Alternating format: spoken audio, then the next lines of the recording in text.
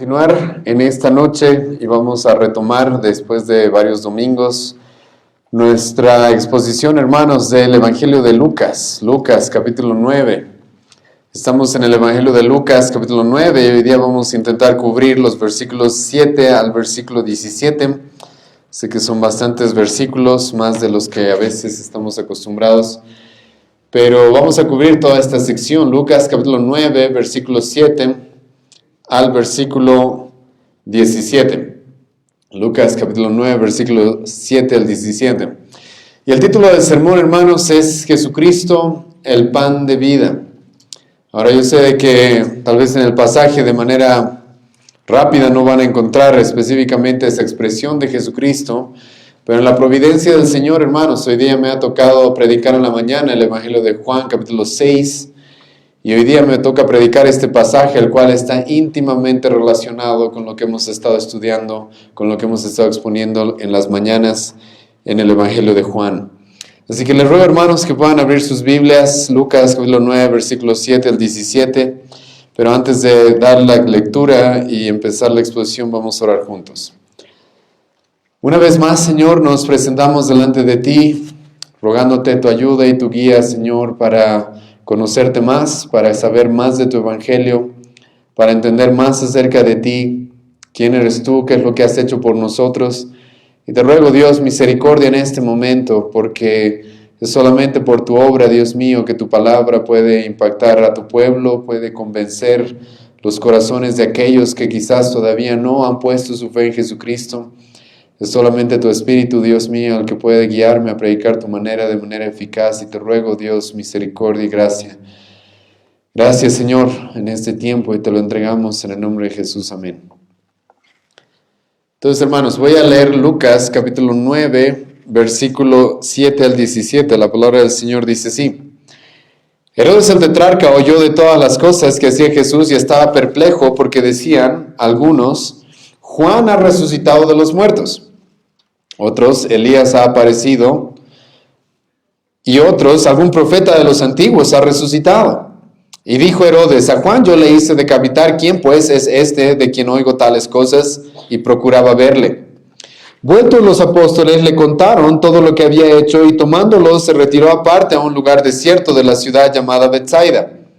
Y cuando la gente lo supo, le siguió, y él les recibió y les hablaba del reino de Dios, y sanaba a los que necesitaban ser curados. Pero el día comenzaba a declinar, y acercándose los 12 le dijeron: despide a la gente para que vayan a las aldeas y campos de alrededor, y se alojen y encuentren alimentos, porque aquí estamos en lugar desierto. Él les dijo: dadles vosotros de comer. Y dijeron ellos: no tenemos más que 5 panes y 2 pescados, a no ser que vayamos nosotros a comprar alimentos para toda esta multitud. Y eran como 5,000 hombres. Entonces dijo a sus discípulos: hacedlos sentar en grupos de 50 en 50, y así lo hicieron, haciéndolos sentar a todos. Y tomando los 5 panes y los 2 pescados, levantó los ojos al cielo, los bendijo y los partió, y dio a sus discípulos para que los pusiesen delante de la gente. Y comieron todos, y se saciaron, y recogieron lo que les sobró, 12 cestas de pedazos.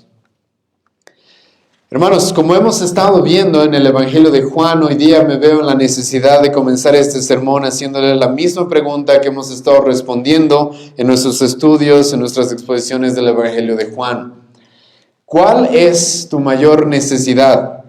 ¿Cuál es la necesidad más grande que tienes?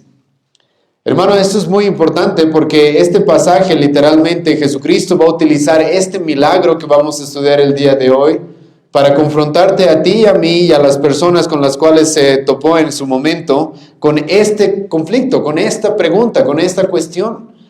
¿Cuál es nuestra más grande necesidad? Para las personas, para muchos, creen que la más grande necesidad que tienen es simplemente llenar sus estómagos. Simplemente conseguir dinero, simplemente conseguir comida, simplemente vivir una vida la cual se base en conseguir cosas temporales, las cuales no van a trascender a lo eterno. Mucha gente está cegado a eso. Incluso vamos a ver en este mismo pasaje que la gran mayoría de las personas que estaban siguiendo a Jesucristo en este pasaje eran ese tipo de personas. personas ciegas por lo temporal, personas ciegas no pudiendo ver cuál es la verdadera necesidad que ellos tenían. Es más, vamos a ver, como ya nos hemos topado en otras circunstancias, a un montón de personas creyendo que su más grande necesidad es recibir milagros, creyendo que su más grande necesidad es que Jesucristo supla simplemente sus necesidades temporales. Y esto, hermanos, es algo que vamos a ver en este pasaje y vamos a ver cómo esto está conectado con lo que Jesucristo nos dice y nos amplía en el Evangelio de Juan hasta el final, hasta terminar esta exposición. Y en este pasaje, hermanos, nos topamos con uno de los milagros más importantes de parte de Jesucristo. Es un milagro tan importante que literalmente los 4 evangelios lo relatan. Y es interesante, hermanos, que pase eso, porque no todos los evangelios van a relatar los mismos milagros. Es más, sabemos de que el Evangelio de Juan, por ejemplo, 90% del Evangelio de Juan no está en los otros evangelios. Una de las causas es porque el apóstol Juan probablemente sabía de que los otros evangelios ya habían sido escritos, y entonces el apóstol Juan no se vio en la necesidad de volver a repetir muchas cosas que Mateo, Marcos y Lucas nos relatan. Pero por algún motivo, incluso el apóstol Juan va a mencionar este milagro. Ahora, ¿por qué es un milagro tan importante y tan trascendental? ¿Por qué? Porque es un milagro, hermano, literalmente en el que Jesucristo va a manifestar el poder de Dios mismo. Ese poder que vemos en el Antiguo Testamento de un Dios pudiendo crear de la nada, ese es el mismo poder que Jesucristo va a manifestar en este pasaje. Ahora, Jesucristo ya lo hemos visto hacer demasiados milagros. Ya lo hemos visto hacer otros milagros, ya lo hemos visto, ya hemos leído cómo Jesucristo ha resucitado muertos. Pero este milagro, hermano, tiene proporciones especiales, pues este milagro va a afectar literalmente a miles de personas en una sola ocasión. El apóstol Lucas nos presenta aquí, Lucas no era un apóstol, el evangelista Lucas nos presenta aquí 5,000 hombres, los cuales, como vamos a ver en un momento, eran probablemente y fácilmente unas 12,000 personas o más, porque solamente en aquella época se contaban los hombres. Y ahora, lo que uno esperaría, y esto hemos estado viendo en este tiempo en la iglesia, es de que tal milagro, es que tal manifestación de este poder sobrenatural, hermanos, lo que haga es que lo que termine resultando es de que mucha gente reciba a Jesucristo como su Señor y Salvador. Uno esperaría, hermanos, de que este tipo de milagros lo que haga es de que las multitudes quieran irse a Cristo y crean en Él y pongan su fe en Él y lo reconozcan como su Mesías y como su Salvador. Lamentablemente, hermanos, no va a suceder esto. Y creo que esto, hermanos, es importante en una época en la que muchas iglesias están tan afanadas, están tan obsesionadas con darle milagros a las personas, creyendo que eso las va a salvar. Cuando más bien el Nuevo Testamento nos muestra continuamente un montón de personas, miles de personas, que van a recibir milagros para luego terminar simplemente abandonando a Cristo, rechazando a Jesucristo, rechazando a su propio Mesías, y más adelante vamos a ver cómo todas estas multitudes incluso van a estar de acuerdo en que se lo asesinen. Y ahora, ¿por qué va a pasar eso? El motivo por el cual esto va a suceder es porque lamentablemente estas personas estaban siguiendo a Jesucristo por los motivos incorrectos. Estas personas, como en un momento vamos a reconocer, estaban siguiendo a Jesucristo y estaban atraídas a Jesucristo simplemente por lo sobrenatural, simplemente por las obras sobrenaturales que Él hacía, por los milagros, pero no por un entendimiento claro de quién era Él y por qué lo necesitaban tanto. Y hoy día, hermanos, vamos a ver cómo este pasaje está relacionado específicamente con esto, la más grande necesidad que tenemos tú y yo. Y resulta que esta necesidad no es la comida, no son cosas temporales, no es simplemente llenar nuestros estómagos, sino nuestra más grande necesidad. Cristo va a utilizar este milagro para mostrarnos eso. Nuestra más grande necesidad es Él mismo, es Él mismo. Ahora, ¿en qué contexto nos encontramos? Y debemos recordar un poco del contexto en el que estamos en el Evangelio de Lucas. Jesucristo, hermano, ha estado haciendo muchos milagros. Es más, hemos pasado capítulo 7, capítulo 8, viendo a Jesucristo hacer muchos milagros. Resucitando muertos, liberando personas endemoniadas, calmando la tormenta con una sola palabra, así, haciendo que el mar, la lluvia, el viento se le sometan. Y Jesucristo, hermano, en el contexto ha hecho algo también que hemos estudiado hace algunas semanas, y es que ahora no solamente Él estaba haciendo milagros, no solamente Él estaba mostrando ese tipo de poder, sino que Jesucristo mandó a sus 12 discípulos, los 12 apóstoles, a predicar el Evangelio, como hemos visto hace unas semanas, pero también estos hombres, hermanos, estaban haciendo milagros. Y eso estaba llamando mucho la atención. Y no podemos negar que los milagros llaman la atención de las multitudes. Y estaba llamando tanto la atención, hermanos, que incluso los gobernantes estaban empezando a preguntarse, ¿quién es este Jesucristo? ¿Quién es este Jesucristo? Y es por eso, hermanos, que he decidido comenzar esta sesión y esta exposición en el versículo 7.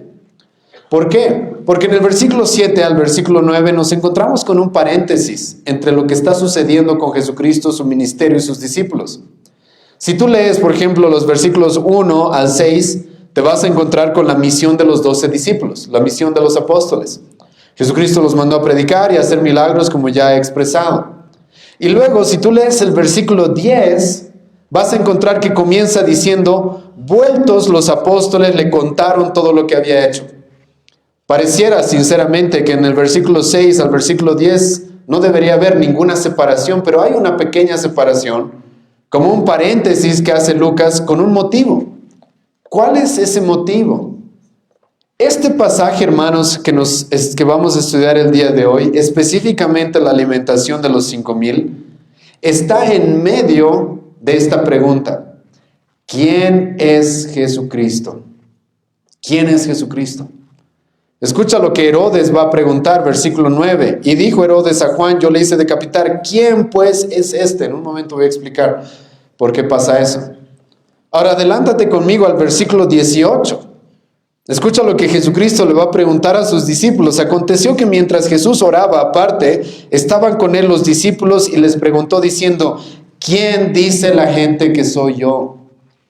Este pasaje, hermanos, está literalmente en medio de esta pregunta. ¿Quién es nuestro Señor Jesucristo?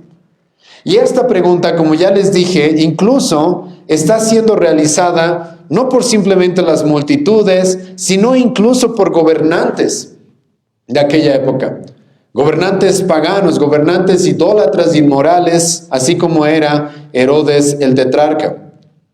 Herodes nos presenta aquí Lucas como el tetrarca. Él no era el rey Herodes, no le tienen por qué confundirlo con él. No era el César, era simplemente un gobernador que tenía la responsabilidad de gobernar sobre Galilea. Y resulta que este hombre también había escuchado acerca de Jesucristo. Y así es como comienza el versículo 7. Herodes el tetrarca oyó todas las cosas. Ahora esto es interesante. Dice que hacía Jesús. ¿Por qué esto es interesante, hermanos? Porque acabamos de ver que Jesucristo ha mandado a sus 12 discípulos a predicar y a hacer milagros. Pero Herodes el tetrarca no se va a preguntar, ¿quiénes son esos 12? No, se va a preguntar, ¿quién es Jesús? Porque lo que ya se sabía en aquella época, hermano, es que Jesucristo es el que les estaba dando ese poder a estos discípulos. Esos hombres no tenían el poder por sí mismos, sino era Jesucristo actuando a través de ellos. Y nos topamos en este pasaje literalmente con uno de los hombres más corruptos en el Nuevo Testamento, Herodes el tetrarca, que no era un rey, era el gobernador de Galilea, así como Pilato era gobernador de Judea, y era un hombre sumamente inmoral, con bastante poder en aquella región. Y este hombre se está preguntando, ¿quién es Jesucristo? Ahora hay un motivo por el cual este hombre se está preguntando esto. Uno de esos motivos es porque era un hombre supersticioso. Lucas no nos va a relatar todo lo que sucedió entre Juan el Bautista y Herodes. Eso nos lo relata de manera más extensa el Evangelio de Mateo. Pero déjame resumirte un poco de qué es lo que estaba sucediendo. Herodes el tetrarca era un hombre inmoral, como he mencionado, y era tan inmoral que incluso había tomado como su propia mujer a su cuñada, a la mujer de su hermano, Herodías. Y Juan el Bautista, que ya hemos hablado de él bastante en este evangelio, hasta este punto Juan el Bautista ya ha muerto. Juan el Bautista, como un buen profeta y un buen mensajero de parte de Dios, ¿qué es lo que había hecho? Había confrontado el pecado de Herodes. y había estado dispuesto a confrontarlo de manera pública y a no callarse. A tal grado que Juan el Bautista, y esto nos relata Mateo, probablemente estaba encerrado en la cárcel y seguía confrontando a Herodes y a Herodías con la inmoralidad en la que estaban viviendo, con el adulterio en el que estaban viviendo. Y ahora, ¿qué es lo que sucedió, hermanos? Sucedió de que Herodes no era el mejor amigo de Juan el Bautista, pero le tenía cierto respeto, incluso le tenía cierto miedo, era supersticioso, porque sabía que Juan el Bautista era en algún sentido un profeta enviado por Dios. Pero Herodes, en una de las fiestas que tenían los romanos, que era común que se emborrachen y que coman demasiado y que pierdan el control, Herodes va a mandar a matar a Juan el Bautista. ¿Y por qué va a hacer esto? Esto va a hacerlo por causa de Herodías. Y hermano, esta historia realmente nos muestra la inmoralidad en la que se vivía en aquellas épocas. Porque resulta que esta Herodías, que odiaba a Juan el Bautista obviamente también, porque ella también estaba siendo confrontada con sus pecados, en una de esas fiestas en la que los romanos estaban acostumbrados a abusar del alcohol y de la comida, va a utilizar a su hija para seducir a Herodes el tetrarca. El Evangelio de Mateo nos cuenta de que esta Herodías hizo bailar a su hija en frente de Herodes. Y ese baile, hermano, no era un baile de ballet. Ese baile, hermano, era un baile sensual para provocar la lujuria de Herodes. Y entonces Herodes le dice a la hija de Herodías, ¿qué quieres? ¿Qué quieres? Y ese ¿qué quieres, hermano? No es ¿qué quieres por el gran baile que has hecho? Sino ¿qué quieres para que te tome como mi mujer también? ¿Qué me pides? Hermano, esta era la inmoralidad en la que se vivía. Y Herodías utiliza a su hija literalmente para seducir a Herodes. Y entonces su hija Herodías le dice, dile que te dé la cabeza de Juan el Bautista. Y Herodes, que había hecho una promesa de darle lo que le pidiera, incluso todo su reino, había hecho esa promesa en frente de muchas personas que habían atestiguado esto. No le quedó otra que matar a Juan el Bautista, y es eso lo que hizo. Pero Herodes era un hombre supersticioso, como muchos romanos de aquella época. Creían en diferentes dioses y Herodes había reconocido que Juan el Bautista había sido enviado por Dios. Y entonces, al escuchar de un hombre que estaba haciendo milagros, al escuchar de un hombre que también estaba predicando el arrepentimiento como lo hacía Juan el Bautista, y al escuchar de un hombre que estaba empezando a llamar la atención de multitudes, es obvio que Herodes iba a sentirse un poco preocupado. Entonces se preguntaba este hombre, ¿será Juan el Bautista resucitado? ¿Habrá resucitado? Entonces Herodes probablemente tenía la percepción de que quizás había resucitado Juan el Bautista para cobrar venganza. Pero en este pasaje no solamente se nos presenta lo que Herodes pensaba acerca de Jesucristo, también se nos presenta lo que otros pensaban acerca de Jesucristo. En el versículo 8 se nos presenta de que otros decían que era Elías, que Jesucristo era Elías. Otros decían que era un profeta de los antiguos. Los otros evangelios nos relatan de que algunos decían que quizás era Jeremías. Pero lo importante, hermanos, en este texto es de que encontramos un montón de ignorancia acerca de quién es Cristo. Herodes no sabe quién es Cristo, las multitudes no saben quién es Cristo, no están seguros de quién es Él.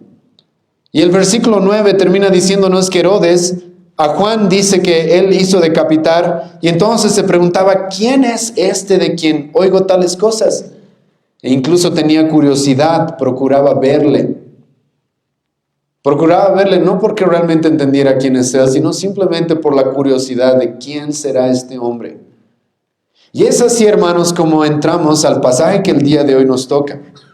Un hombre como Herodes se está preguntando quién es Jesucristo, porque tiene miedo, porque es supersticioso, como en el Antiguo Testamento nos dice de los hombres necios que huyen sin que nadie los persiga. Así estaba Herodes. Hay un montón de personas que igual se están preguntando quién es Cristo. ¿Será Elías? ¿Será un profeta de los antiguos? ¿Habrá resucitado Jeremías? ¿Quién es este hombre? Y lo que nos muestra claramente este pasaje es de que Jesucristo ya era un hombre muy popular, muy famoso. Los gobernantes sabían quién era Él. Y después de esto, hermanos, nos introduce el Evangelio de Lucas al milagro de la alimentación de los 5,000. Y comienza el versículo 10 presentándonos a los discípulos. Como dije, el versículo 7 al 9 son como un paréntesis en esto. Jesucristo mandó a sus discípulos a que prediquen el Evangelio, a que hagan milagros, a que comiencen su primera misión como un entrenamiento para lo que les iba a tocar más adelante. Y ahora en el versículo 10, después de que Lucas nos da este paréntesis en el cual nos presenta esta pregunta, ¿quién es Cristo? ¿Quién será? Ahora nos presenta o retorna a la historia de los discípulos de Jesucristo volviendo a su Señor para comentarles todo lo que habían hecho. ¿Y qué es lo que sucedió? Versículo 10 nos dice de que vueltos los apóstoles, le contaron todo lo que había hecho y Jesucristo se retiró aparte a un lugar desierto de la ciudad llamada Betsaida. Jesucristo y sus discípulos, hermano, necesitaban un tiempo de descanso. Necesitaban descansar. Después de haber estado predicando, después de haber estado viajando, después de haber estado enseñando, buscan retirarse, algo que Jesucristo va a hacer constantemente. Porque Jesucristo, si bien era Dios, Él también era hombre y estuvo dispuesto a descansar. Y no solamente estuvo dispuesto, sino que necesitó descansar en diferentes ocasiones. Es más, en el capítulo 8 nos hemos topado con Jesucristo descansando, durmiendo literalmente. Estaba tan cansado que en medio de la tormenta estaba durmiendo en un bote.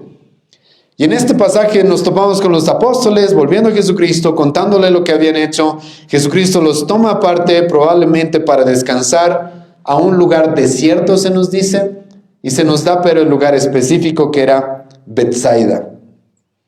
Ahora, este detalle, hermanos, es importante que tomemos en cuenta. Jesucristo está en Betsaida.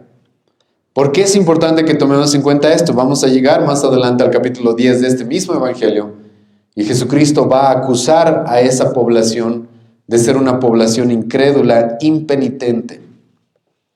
Jesucristo mismo va a decir de Betsaida que se merece más condenación que naciones que en el Antiguo Testamento habían sido condenadas como Tiro y Sidón. Entonces eso es un detalle importante, hermanos, porque no estamos en una región la cual es caracterizada por la fe, no es caracterizada por haber recibido a Cristo de manera correcta o por su conocimiento de quién es Jesucristo. No, es una región que Jesucristo mismo va a decir más adelante que eran impenitentes. No habían entendido y no querían entender y habían rechazado a su propio Mesías. Y Jesucristo, pero está en esa región. Pero Él se aparta, nos dice Lucas, a un lugar desierto. Por si acaso un lugar desierto no significa específicamente algo como el desierto del Sahara. Marcos nos dice que estaban en un lugar donde había bastante hierba. Pero un lugar desierto significa en este contexto un lugar despoblado, un lugar donde puedan apartarse las personas y tomarse un respiro. Pero como muchas veces pasa a todos aquellos que nos dedicamos al ministerio, estás a punto de descansar y hay gente que te busca. Y eso es algo que pasaba con Jesucristo y le va a pasar también a los discípulos. Y eso es algo que va a pasar específicamente en este pasaje. Cuando la gente, dice versículo 11, lo supo, le siguió y Él les recibió. Resulta que Jesucristo se aparta con sus discípulos, pero hay un montón de personas las cuales lo están buscando, lo están siguiendo. Ahora, hasta este punto, hermano, parece que todo va bien, porque tienes a Jesucristo y lo que esperarías es que sí, miles lo sigan. Pero vamos conmigo una vez, hermano, aunque les animo a tener marcado en sus Biblias el capítulo 6 de Juan, porque vamos a volver una segunda vez a este capítulo 6. Porque Juan nos da, hermano, un detalle acerca de estas multitudes que están siguiendo a Jesucristo. Escucha el versículo 2 del Evangelio de Juan. Igual estamos en el contexto de la alimentación de los 5,000. Y escucha lo que dice Juan. Y le seguía gran multitud. Y este es un detalle importante. Juan 6, versículo 2. Y le seguía gran multitud porque veían las señales que hacía en los enfermos. Hermano, tenemos una gran multitud siguiendo a Jesucristo. Escucha bien esto. Por los milagros. Y si has leído el Evangelio de Juan, y si has estado presente en las diferentes exposiciones del Evangelio de Juan, sabes de que eso no es un buen indicio cuando empiezas a estudiar y empiezas a ver personas siguiendo a Jesucristo específicamente por las señales que veían, por los milagros. Porque como vamos a ver más adelante, lamentablemente todas esas personas estaban siguiendo a Jesucristo por intereses egoístas y no realmente porque hubieran entendido quién es Él. A Jesucristo constantemente le va a pasar eso. Capítulo 2 del Evangelio de Juan. Jesucristo tenía multitudes siguiéndolo también por los milagros, multitudes de las cuales se le van a apartar después. Multitud de las cuales decían haber creído en Él y resulta que ni siquiera habían nacido de nuevo, ni siquiera sabían quién era Él. Jesucristo, hemos visto, Evangelio de Juan capítulo 5, sanar a un paralítico para que luego ese paralítico lo termine traicionando. Y hermano, eso es algo que va a suceder constantemente en los evangelios. Y esto es importante entrando a este pasaje porque sí, va a haber un montón de personas buscando a Jesucristo, pero lo están buscando por las señales que hizo. Eso nos especifica el apóstol Juan. Pero a pesar de la mala motivación de estas personas, a pesar de que su motivación era equivocada, Jesucristo, hermano, les va a mostrar misericordia y compasión. Y eso no podemos negarlo. A pesar de su mala motivación, a pesar de que lo están siguiendo por los motivos equivocados, como vamos a ver más adelante, Jesucristo va a estar dispuesto a mostrarles compasión. Ahora, ¿cómo les va a mostrar esta compasión? Escucha lo que dice el versículo 11. Y cuando la gente lo supo, le siguió, y Él les recibió. Y aquí está, hermano, la compasión. Y el orden de los factores aquí es muy importante. Porque Jesucristo se nos dice de que Él les hablaba del reino de Dios. En este mismo pasaje, en los otros evangelios, se nos dice de que Jesucristo va a ver a estas multitudes y se le va a sentir en sus entrañas tristeza. ¿Por qué? Porque eran como ovejas sin pastor, sin nadie que las guíe. Y lo primero que Jesucristo nos dice que va a hacer con estas personas que se están acercando a Él por milagros, es les va a predicar, les va a enseñar, les va a mostrar el camino correcto, les va a mostrar la doctrina. Hemos hablado ya de qué significa el reino de Dios en la sesión pasada. Hemos visto cómo esto significa, hermano, literalmente el evangelio. Mostrarles cuán grande es su necesidad de un Salvador, cuán pecadores son y cuánto necesitan que alguien tome su lugar, pagando la ira que ellos merecen de parte de Dios. Pero obviamente Jesucristo también los va a sanar. Jesucristo les va a mostrar este tipo de misericordia y los va a sanar. Y nos dice el pasaje, y sanaba a los que necesitaban ser curados. Pero el orden es importante, hermanos, porque Jesucristo lo primero que quería que estas personas reciban era la predicación. Porque la fe, creo que la Biblia dice que es por oír, ¿verdad? Creo que no dice la Biblia la fe es por ver. Y estas personas necesitan escuchar la verdad. Jesucristo mismo, ya hemos visto esto cuando hemos estudiado pasajes, capítulos anteriores en el Evangelio de Lucas. Hemos visto esto cuando hemos comparado el ministerio de Jesucristo con lo que dice Marcos, capítulo 1, versículo 38. Igual Jesucristo va a ser perseguido por personas que buscan milagros y Jesucristo va a decir, no, yo he venido a predicarles, a enseñarles. Y eso es lo que va a hacer Jesucristo acá. Pero en su gran compasión y poder también va a estar dispuesto a curarlos. Pero después de este contexto, el evangelista Lucas nos presenta ahora el problema. ¿Cuál es el problema que va a haber acá? Resulta que el día comenzaba a declinar. Jesucristo se había querido apartar con sus discípulos para descansar, para tomarse el día libre probablemente, y resulta que estas personas no van a permitirle. Jesucristo se va a pasar todo el día enseñándoles y haciendo milagros. Jesucristo se va a pasar literalmente, probablemente todo el día haciendo eso. Y entonces aquí es donde surge un problema, porque dice el versículo 12 que comenzaba a declinar el día y entonces se acercaron los 12. Ahora aquí, hermano, yo les animo que después ustedes puedan compararlo con el Evangelio de Juan una vez más, porque se nos relata un poco más en el Evangelio de Juan algunos detalles que no se nos dan acá. Y es de que Jesucristo, Él es el que primero se acerca a Felipe y le dice, Felipe, ¿cómo vamos a dar de comer a todos estos? ¿Cómo vamos a darle de comer a todas estas personas? El evangelista Lucas nos presenta la reacción probablemente de los discípulos, en la cual los discípulos se le van a acercar y le van a decir, ¿sabes, Jesús? Los despediremos, que se vayan porque estamos en un lugar desierto. Y yo sinceramente, hermano, creo que esa es la reacción de los discípulos a que Jesucristo les estaba diciendo, ustedes encárguense, ustedes denle de comer, a lo cual Felipe va a ser súper rápido en matemáticas y le va a decir a Jesucristo, pero Jesús, ni siquiera 200 denarios nos alcanzarían para darle de comer a estas personas. 200 denarios eran quizás probablemente el sueldo de 8 meses. Y Felipe le va a decir, no hay, si no tenemos suficiente dinero para darle de comer a tantas personas. No tenemos los recursos para tales cosas. Y aquí en el Evangelio de Lucas, pero se nos presenta a los 12 quizás proponiéndole a Jesucristo una solución más fácil. Proponiéndole a Jesucristo esta solución más sencilla de despídelos, que se vayan a las aldeas y a los campos de alrededor y se alojen y encuentren alimentos, porque aquí estamos en un lugar desierto.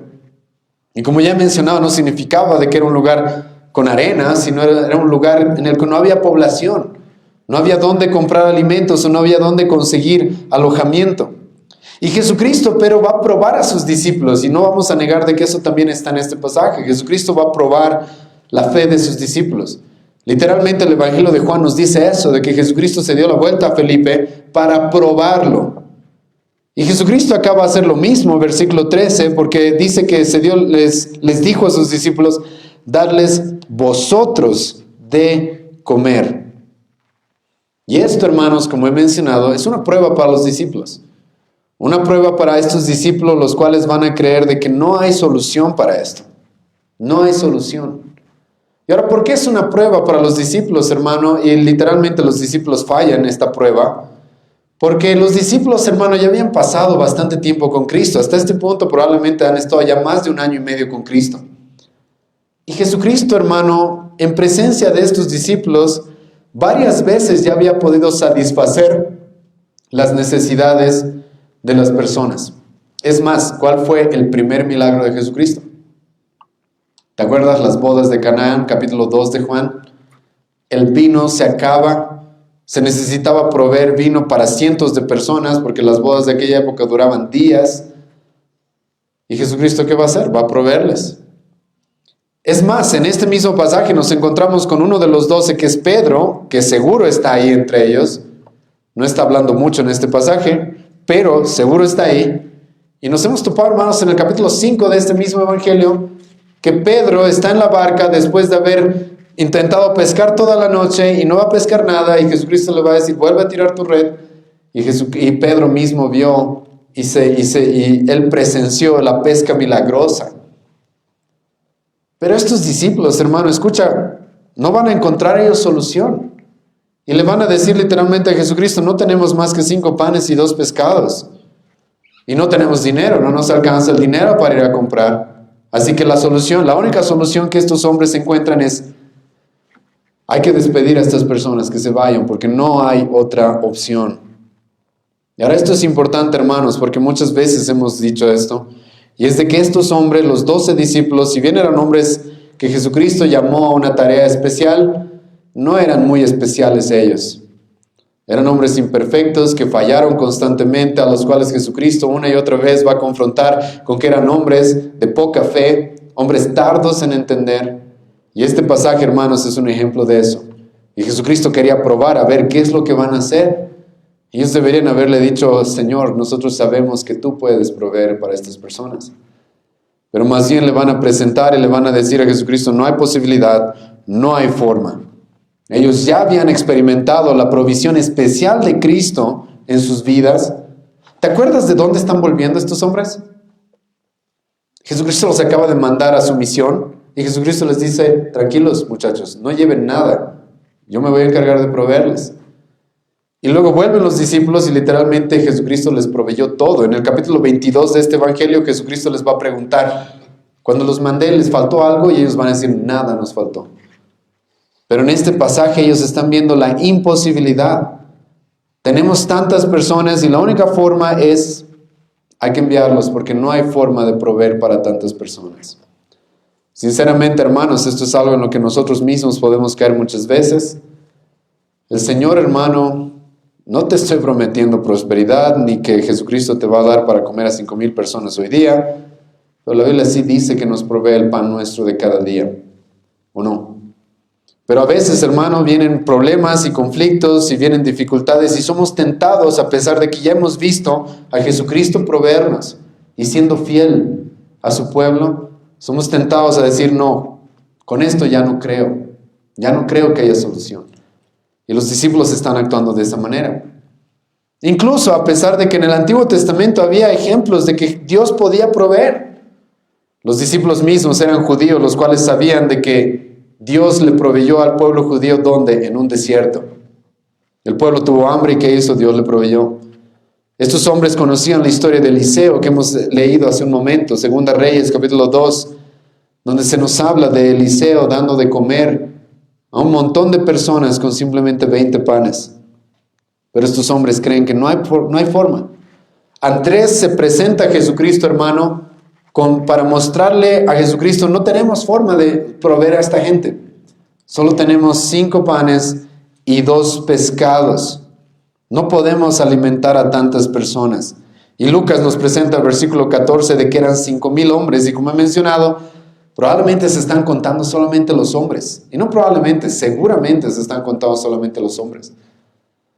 Eso significa de que si cuentas a sus esposas y a sus hijos, estás hablando de una multitud de 10,000 personas. Algunos autores incluso han llegado a decir que quizás podían haber llegado a ver 20,000 personas. No por nada, hermano, Jesucristo se tenía que ir a los campos a predicar, ya no podía estar en las ciudades. Entonces, el evangelista Lucas nos presenta estos problemas. Los apóstoles no saben qué hacer, quieren despedir a las multitudes, solamente hay unos cuantos panes, unos cuantos pescados. Jesucristo está confrontando a sus discípulos, probándolos a ver cómo van a reaccionar y les dice, ustedes denles de comer, ustedes provéanles a ellos, no van a saber qué hacer. Pero ahora Jesucristo les va a mandar a que hagan algo. Escucha el versículo 14. Y eran como 5,000 hombres. Entonces dijo a sus discípulos, hacedlos sentar en grupos de 50 en 50. Ahora esto es raro, ¿sí? Tenemos 5 panes, 2 peces, y Jesucristo va a empezar a organizar a todas estas miles de personas entre 50, y los otros evangelios nos dicen que también eran grupos de 100. Algo que ya se había hecho en el Antiguo Testamento también. Cuando el pueblo necesitaba ser organizado y necesitaba recibir diferentes provisiones, en las diferentes ocasiones, Éxodo 18, Deuteronomio capítulo 1, Dios va a hacer y los va a organizar así, dividir al pueblo entre 50 y en grupos de 100.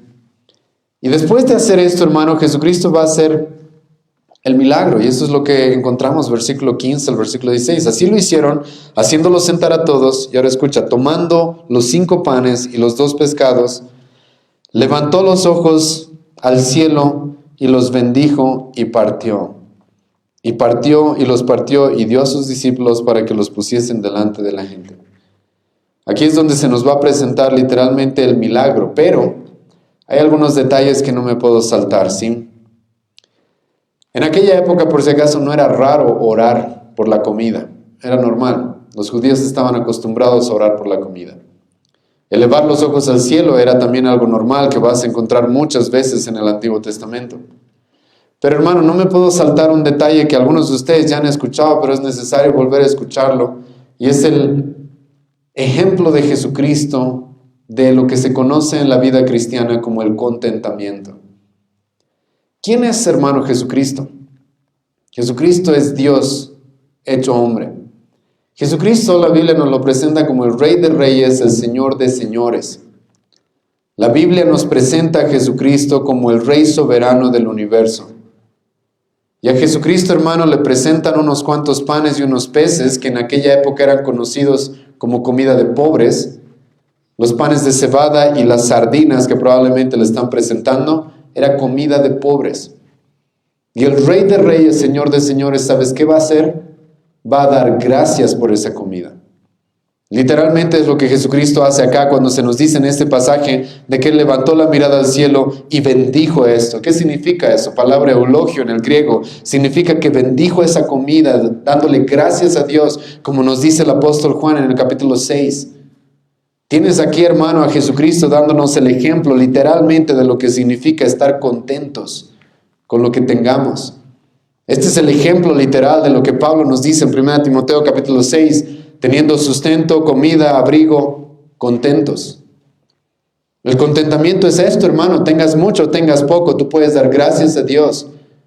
Y Lucas nos presenta aquí a Jesucristo en esta situación en la cual se le presenta esta comida de pobres. Y como he mencionado, tú tienes que traer a tu mente de quién estamos hablando acá. Estamos hablando del Mesías, el cual se merece los mayores manjares y toda la comida, si quisiera Él, de que este mundo pueda proveerle. pero él va a estar contento y feliz y alegre y dando gracias a su Padre por recibir estos cuantos panes de cebada y estos cuantos peces. Levanta los ojos al cielo y le da gracias a su Padre por esto. Y es así como se manifiesta este milagro. No se nos dice mucho acerca, no se nos da los detalles específicamente de todo lo que sucedió. Lo que sí se nos dice de manera literal es que todos se saciaron. Estas 10,000 personas o más han sido saciadas por nuestro Señor Jesucristo con estos cuantos panes y estos cuantos peces. De manera milagrosa, Jesucristo va a saciar. Y la palabra saciar, hermano, en el versículo 17 es importante. Porque era una palabra que se utilizaba en aquella época para referirse a los animales, que ya estaban tan gordos que estaban listos para comerlos, ¿sí? Que ya estaban tan gordos que era suficiente, ya no necesitaban más. Y literalmente se utiliza esa palabra en este contexto para decirnos que estas personas no es que comieron un poco, sino es que se llenaron completamente.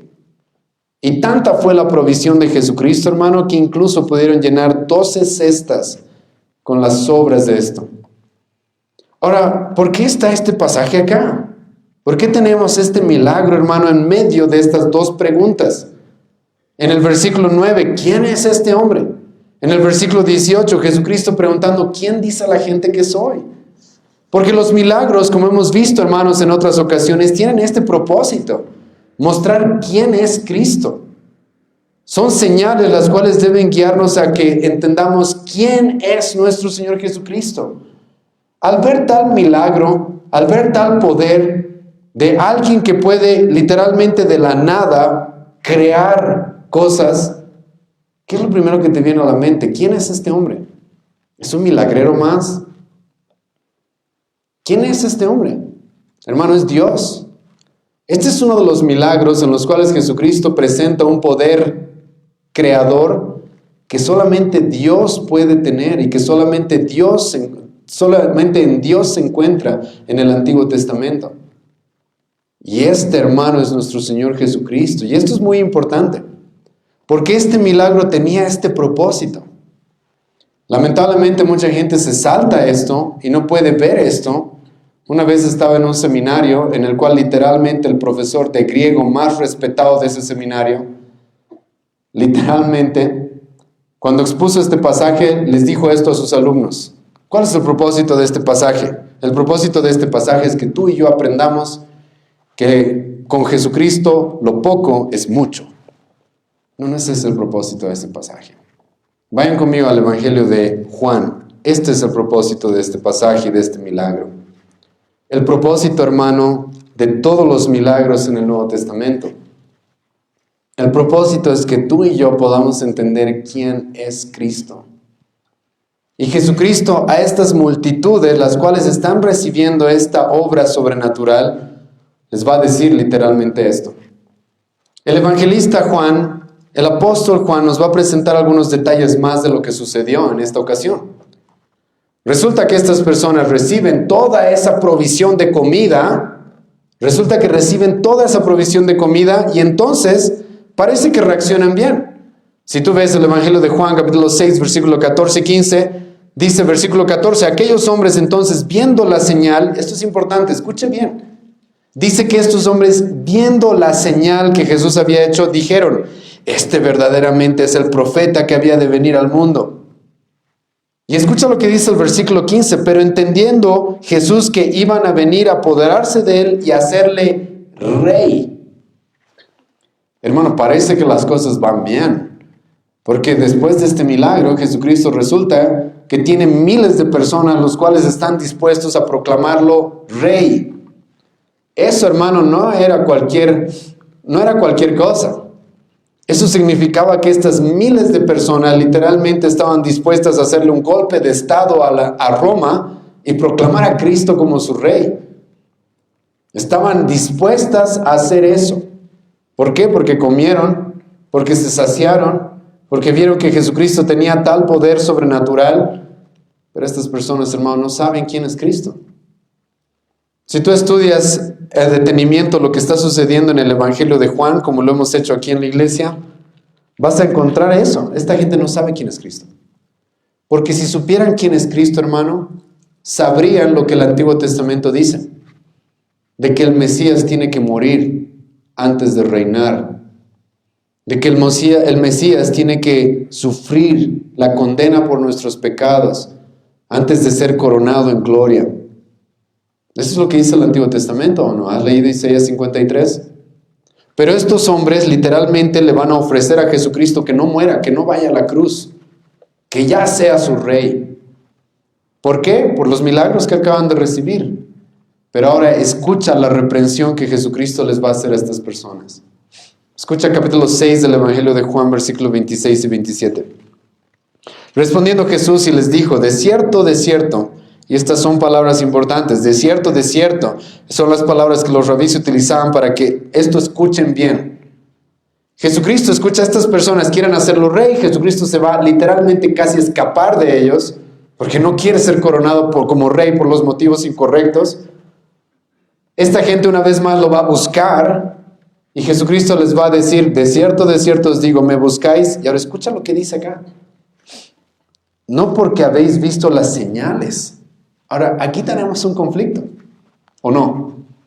Porque el versículo 14 nos dice de que estas personas, viendo las señales, quisieron coronar a Cristo como rey. Ahora, ¿cómo es esto?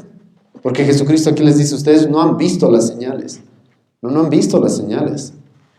Porque los milagros, hermano, nunca tuvieron el propósito de que la gente se obsesione con los milagros. Los milagros tenían el propósito de señalar quién es Cristo. De que la gente abra su entendimiento a que Jesucristo no era un hombre más, no era un profeta más, no era un maestro más, no era Juan el Bautista, no era Elías, era el Hijo de Dios. El cumplimiento de la promesa del Antiguo Testamento, el Mesías que iba a venir a salvar a la humanidad. Ese era el propósito de los milagros. Y estos hombres no han visto eso. No han entendido eso. Es por eso que escucha lo que Jesucristo les dice. De cierto os digo, me buscáis no porque habéis visto las señales, sino porque comisteis el pan y os saciasteis. En otras palabras, me están buscando porque quieren que sea su panadero oficial. Porque quieren que les dé pan todos los días. Me están buscando por eso, no porque realmente ustedes han entendido quién soy yo. Y hermano, es muy triste que lamentablemente muchos pastores y teólogos, entre comillas, como he mencionado, utilizan los milagros como el que acabamos de ver en Lucas. ¿Para qué? Para obsesionar a las personas con los milagros. Entonces no te preocupes, ¿sí? ¿Tienes unos cuantos panes? No te preocupes, para Cristo puede hacer mucho con eso. No te niego, hermano, que Cristo puede hacer mucho con eso. Él es Dios, Él puede hacer lo que Él quiera. Pero ese es el propósito de los milagros. Jesucristo va a confrontar a estas personas que lo están buscando solamente porque quieren una vez más recibir otro milagro como ese. Que lo están viendo a Jesucristo simplemente como una forma de satisfacer sus deseos personales y temporales. Por eso Jesucristo les va a decir, versículo 27, trabajad no por la comida que perece, sino por la comida que a vida eterna permanece, la cual el Hijo del Hombre os dará, porque a este señaló Dios el Padre. Jesucristo, hermano, les está diciendo en resumen, yo he venido por algo más grande que simplemente haberlos alimentado el día anterior. Yo he venido por algo que no va a terminar en la letrina, como la comida que han recibido ayer. Ustedes han comido ayer la cena, hoy día me están buscando para desayunar. Yo he venido para algo más. Yo he venido para darles una comida que a vida eterna permanece. Y hermano, este es el conflicto y este es el problema con el que nos encontramos en este milagro. Un montón de personas obsesionadas con Jesucristo por los milagros, pero que no saben quién es Él, que no saben realmente por qué Él ha venido y que no entienden la necesidad verdadera que tienen. Y Jesucristo, hermano, va a utilizar este milagro para presentarse Él mismo como nuestra más grande necesidad. Escucha lo que Cristo le va a decir a estos judíos. Y esto es terrible lo que sucede aquí. Escucha lo que va a suceder. Versículo 30. Jesucristo los confronta a estos judíos que acaban de recibir ese milagro y les dice, ustedes me están buscando porque quieren desayunar hoy día. Yo he venido por algo más grande. Y escucha lo que van a decirle estos hombres. Versículo 30. Le dijeron entonces, ¿qué señal pues haces tú para que veamos y te creamos? ¿Has escuchado, hermano, tal descaro? Acaban de comer el día anterior. Cristo les dice, yo he venido a darles algo más grande. Y estos hombres le dicen, no te vamos a creer a menos de que hagas otro milagro. Para la gente que cree que los milagros van a salvar a alguien, hermano, estos pasajes contradicen esto. Estas personas más bien se están obsesionando con los milagros y le dicen, ¿qué señal pues haces tú para que veamos y te creamos? ¿Qué obra haces? Escucha el versículo 31. Nuestros padres comieron el maná en el desierto, como está escrito, pan del cielo les dio a comer. Hasta van a utilizar la escritura para intentar manipular a Cristo. Pero escucha lo que Cristo les va a responder. Versículo 32, y les dijo, de cierto os digo, no os dio Moisés el pan del cielo. Más adelante Jesucristo les va a decir, sus padres comieron ese pan en el desierto y adivina qué les pasó, murieron. Lo que Jesucristo quiere que entiendan estos hombres es de que sí, yo les he dado de comer ayer esos panes, esos peces, sí. Y eso va a evitar que mueran, eso va a evitar que sean condenados, eso va a satisfacer la necesidad más grande que tienen, que es el perdón de sus pecados y la necesidad de la vida eterna. Sus padres sí comieron en el desierto igual pan, igual comieron maná y murieron igual. Pero escucha ahora lo que Cristo les va a decir. De cierto os digo, no os dio Moisés el pan del cielo, mas mi Padre os da el verdadero pan del cielo. Porque el pan de Dios es aquel que descendió del cielo y da vida al mundo. Le dijeron, Señor, danos siempre este pan. Escucha lo que Cristo va a decirles. Jesús les dijo, yo soy el pan de vida. ¿Qué es lo que está diciendo Cristo, hermano? ¿Y cuál es la forma en la que Jesucristo está utilizando el milagro que acabamos de estudiar en Lucas capítulo 9? Utiliza Jesucristo este milagro para decirle a estas personas, yo soy su más grande necesidad. Yo soy. Ese milagro tenía la intención de que cuando ustedes se pregunten, ¿quién es Cristo? Abran los ojos y digan, Él es el Mesías. Él es el Dios hecho hombre. Él es el Salvador del mundo. En lugar de lo que están haciendo estas personas, simplemente utilizando a Cristo o queriendo manipularlo para que sea su productor de pan, como ya he mencionado. Pero Jesucristo va a utilizar este milagro para decirles, yo soy su necesidad más grande.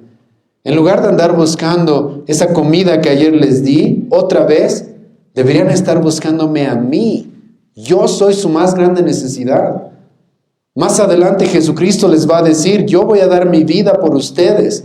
Voy a derramar mi sangre. Voy a dar mi cuerpo para que ustedes no tengan que morir. Y ustedes me están buscando por los panes y los peces que comieron ayer, cuando yo he venido a darles algo mucho más grande. Y esa es su verdadera necesidad. Jesucristo, hermano, el pan de vida. Esa es la más grande necesidad que tú y yo tenemos. Y Jesucristo, hermano, va a utilizar este milagro para mostrarnos eso. Para mostrarnos cuál es nuestra más grande necesidad. Ahora, lamentablemente, no van a terminar bien las cosas en este pasaje, como hemos estudiado esta mañana.